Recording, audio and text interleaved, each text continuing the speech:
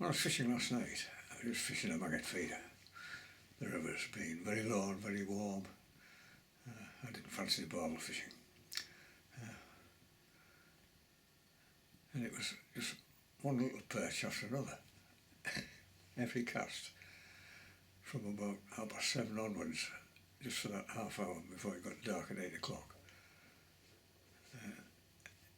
As soon as the maggot feeder hit the water, a little perch latched onto the maggots. So the river is obviously heaving with them. And the guy just in the next peg down, he'd had a 2-pound perch. So with the barbel fishing being pretty poor at the moment, I decided that I'd look into trying to catch bigger perch. So I ventured onto the internet and I've been looked at goodness knows how many videos on YouTube and read all my angling books and decided that the way forward was to go fishing for perch with soft lures. These little things called shads, which I'd heard of but knew nothing about. Anyway, this is what I've discovered and hope to put into practice. So this is a beginner's foray into shad fishing for perch, which I hope to put into practice later in the week. We'll see how we get on. Anyway, let's just have a look at all this stuff, which I've raked out of boxes. So these soft lures are called shads, like strange rubbery things. And these sort of paddle tails, but you can get them in all sorts of fancy bits on the end, curly-whirly bits. And you can buy them individually, like this, so a bit like pick and mix. But they vary in size from very small to really large. The large ones are used for pike fishing or for sea fishing, but these are more appropriate to perch fishing. And you see they come in all sorts of brilliant colours. And you can buy them in packs. These are spiky shads, with these little spiky bits on. But there are some there which you probably will never use, like this. I can't see me using this on the river. And these are 9 centimetres long, and these little ones here are 6 centimetres long, but you can in fact get them smaller than that. But the one thing you'll notice about them all is they don't have any hooks. There's no hooks on any of these at all. But you can buy them with hooks attached, so to speak. But on the front of them, you'll notice they've all got a sort of lead ball attached in some way to weight it. And these are 7.5 centimetres long. So let's have a closer look at this sort of lead ball and hook arrangement. So these are the hooks which you use with these shads, and they're called jig hooks. They have this sort of right angle bend here, and the eye is there. And then attached to them is this heavy metal ball. So the whole setup, the hook and this little metal ball, they're called a jig head.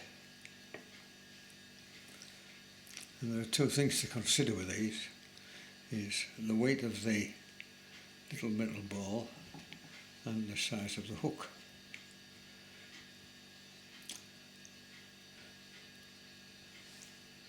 So these are 6 grams and it's got a hook size 2, and that's quite big apparently for this jigging for perch. These are 4 grams with a size 4 hook on, and another 2. This is 2.5 grams with a size 6 hook, and these are 2.5 grams with a size 4 hook.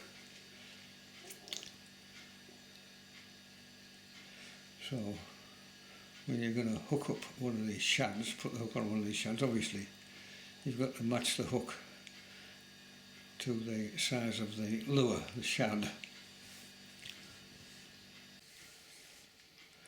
And just to give you some idea, this is 7.5 centimetres long shad. The jig head is 5 grams and the hook is a size 1. So that will sort of give you a clue as to where you want to be, or where I want to be. Well, there's a 7.5 centimetre shad, and these are 2 rigs. This is 4 grams with a size 1 hook, and these are 2 grams with a size 2 hook. Now which would be better to fit on this? Well, to be quite honest, I haven't a clue. Anyway, there we are. I've got 2 of these, so I'll fit that one onto there, and I'll fit this one onto here. Now, how do you do this? Well, it's a bit like threading a worm onto a hook if you're fishing worms. Well, I'll demonstrate it with this shad and this jig head. It's probably a bit big for this shad. This is a 4 gram thing. Anyway, you put the hook in the front of the shad, and then you work the shad round the hook like threading on a worm, which doesn't seem as easy.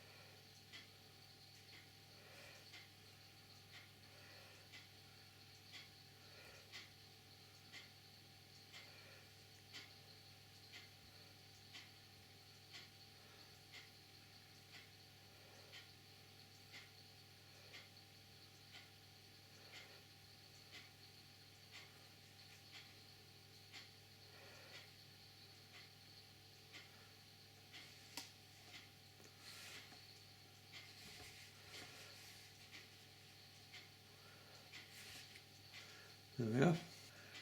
It's not as easy as it looks, but I suspect with a little practice it'll become a lot simpler.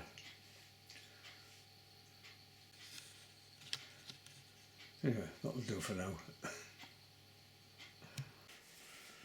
Well, after much messing about, there's both of them rigged up. Now the other thing you have to consider is the weight.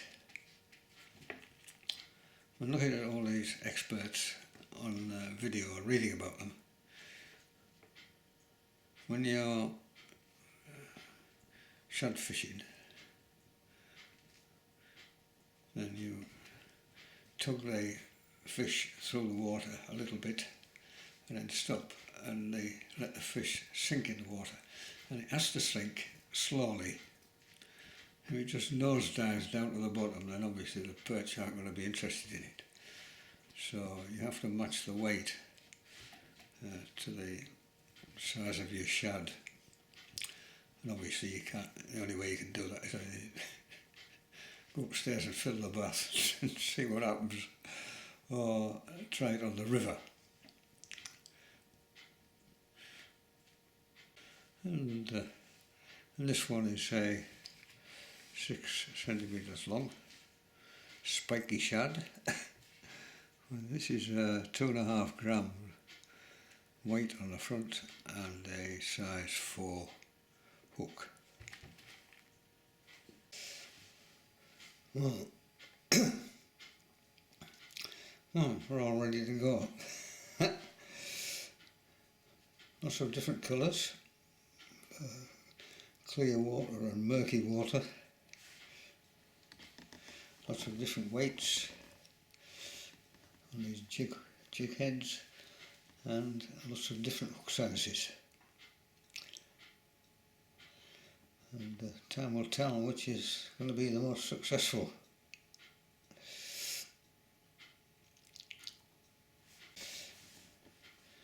So what have I learned from this experience? The only thing I've learned is attaching these shads to these jig heads is not as easy as it looks, because the hook point keeps coming out too quickly. So the deeper the body of the shad, the more easily it is to attach the shad to the jig head. Well, there's an assortment of shads, various lengths, various hook sizes and various weights. So I'm going to give that a go, see how we get on. Obviously a lot of fine tuning will be necessary, not only in terms of weights, hook size, lengths, but also in terms of colours. Apparently these work better in murky water, and these work better in clear water.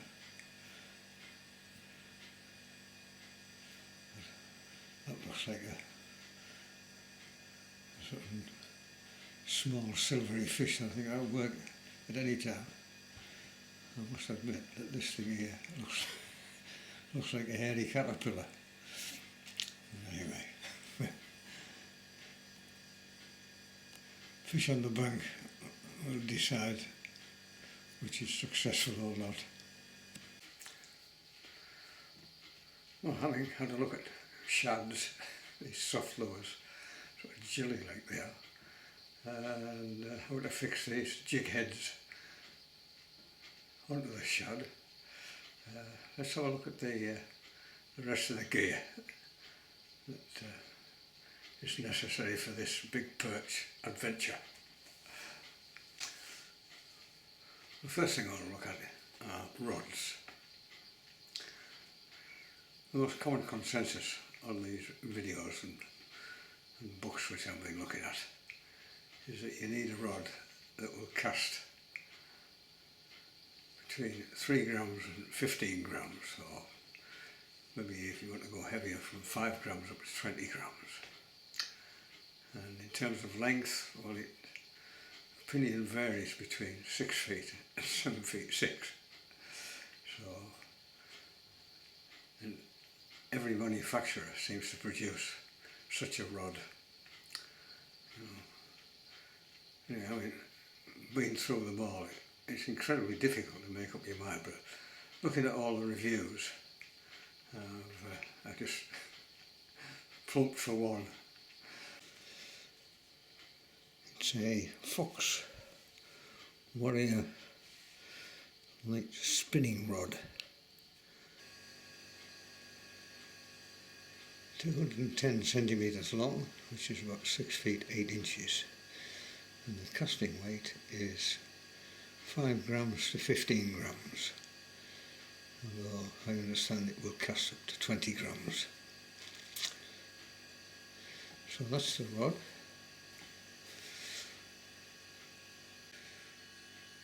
And this is the reel. It's just something which I've picked up along the way, which was in a box upstairs, a cheap little thing.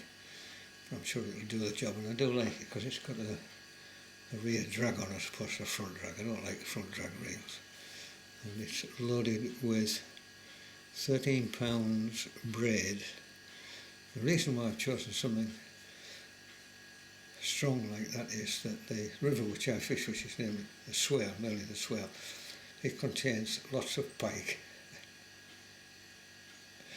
especially little jacks, 6 or 7 pound fish, and anything lighter than that I think will just get broken off. So that's the reel. Well, this is the business end of the arrangement. This is just a size 8 swivel, and the main line attaches to there. Now I could attach it with a clip, so I'm just going to tie it on there. And this is a wire trace. As I said before, the river I fish has got lots of piking, and when you're fishing with silverfish, you catch a roach or a little chub or a dace, when you pull it in, invariably there's some jack pike in your peg. Comes up and grabs it. Not only grabs the fish, but also chews through the line. So I've got this very fine wire trace, and in an earlier video, not very long ago, I showed you how to make one of these. The other recommendation is that if there aren't many pike, or you're unlikely to come into contact with a pike, then you can use fluorocarbon link, but definitely not mono. And that leads round to another size 8 swivel and a clip, to which the jig head is attached. There are lots of different clips. There's one there. I prefer this. I've used these a lot with a maggot feeder, and I've never had any problem with them. So that's the lure, the shad, fitted onto the line by this clip. And that's it, basically. Well, having had a look at all the gear, all that remains now is to go down to the river and start throwing these shads in all directions and see what we get, find out what works and what doesn't work. But more of that later. So from this sort of first part of this beginner's venture into fishing for large perch with shad, I'll see you again. Take care. Bye bye.